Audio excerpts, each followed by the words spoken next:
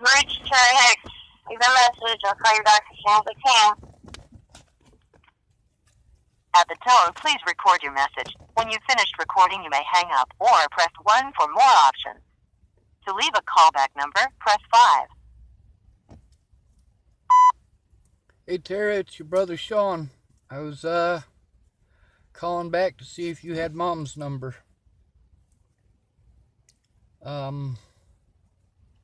You said you were going to check on it for me and that she wasn't talking to you.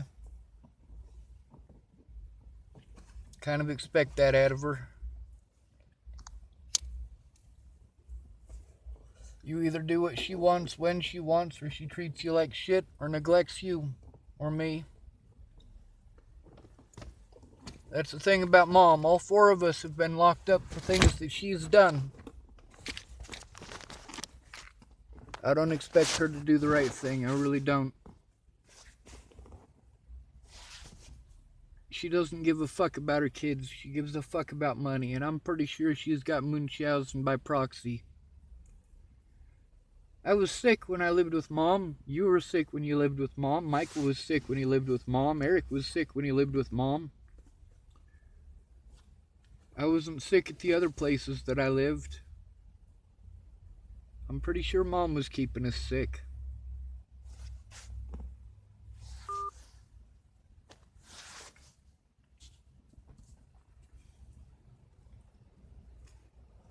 It's hot as fuck in this vehicle. Still parked outside of the Starbucks here. I was able to go get some gas. It's in the gas can in the back of my vehicle. I had to do drastic things because I wasn't just being bullied on the internet. If it was just bullying on the internet, it wouldn't have made any fucking difference.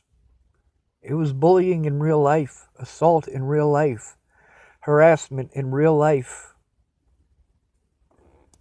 preventing me from seeing my friends and family. I'm sweating like a fucking pig here. I'm trying to make phone calls still.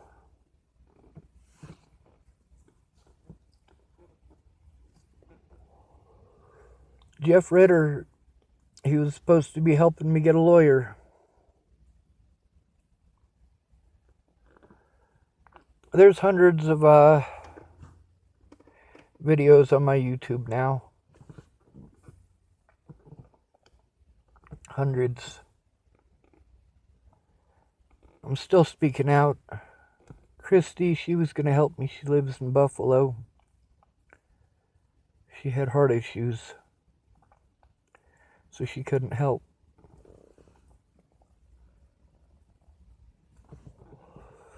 If you take a look at the text messages between Shannon and I, which I'd like to show everyone, but I gotta be worried about it getting me Facebook banned again.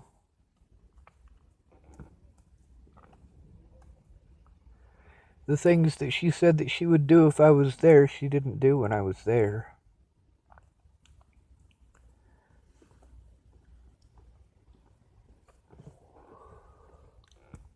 The way that she deals with stress is by drinking. Nothing wrong with that, right? The way that Teresa deals with stress is by drinking. The way she deals with the emotional shit she has to go through because her husband died is by drinking. I deal with stuff by trying to make a difference, by trying to do something about it.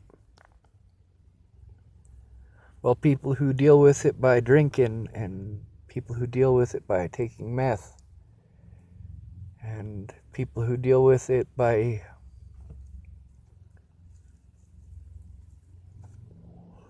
having sex or belittling and berating others, judge me. Well, now I belittle others. I treat people how they treat me.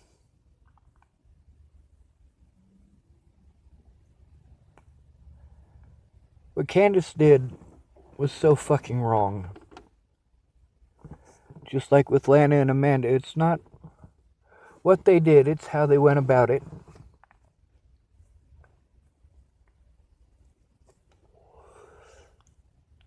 Instead of listening to me, they attacked my character repeatedly. They expected me to be the person I used to be. I can't physically be that person. I can't move her books again. When I left Montana, the plan was that when I returned, I would get a hold of that guy about having a place, about helping him out at his place. And Amanda was gonna take my disability money to drive down to Colorado and get my stuff and get her stuff.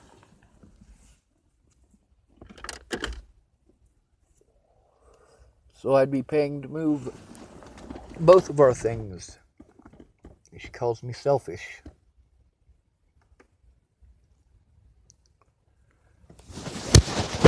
When I tell the truth about people, they like to call me a liar. Shannon did that. She called me a liar in one video, and a few videos later, she admitted she's an alcoholic.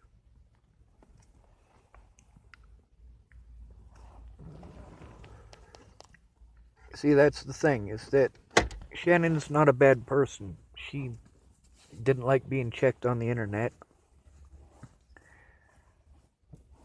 Neither did Lana, neither did Amanda, neither did Miss Jerry. But they did some very messed up things.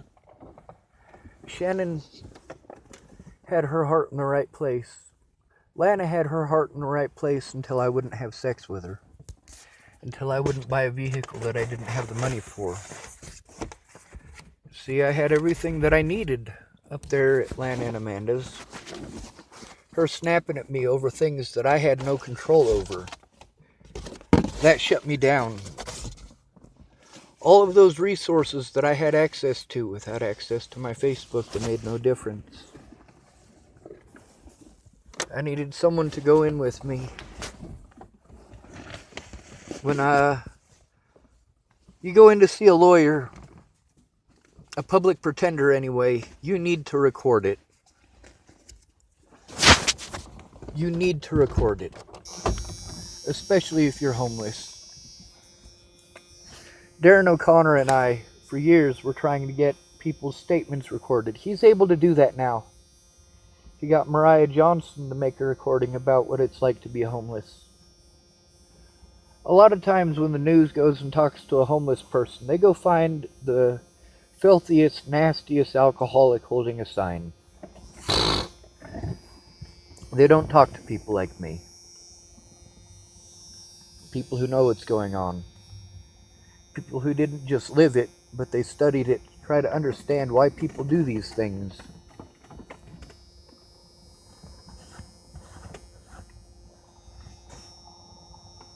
I've made a lot of phone calls today that went unanswered.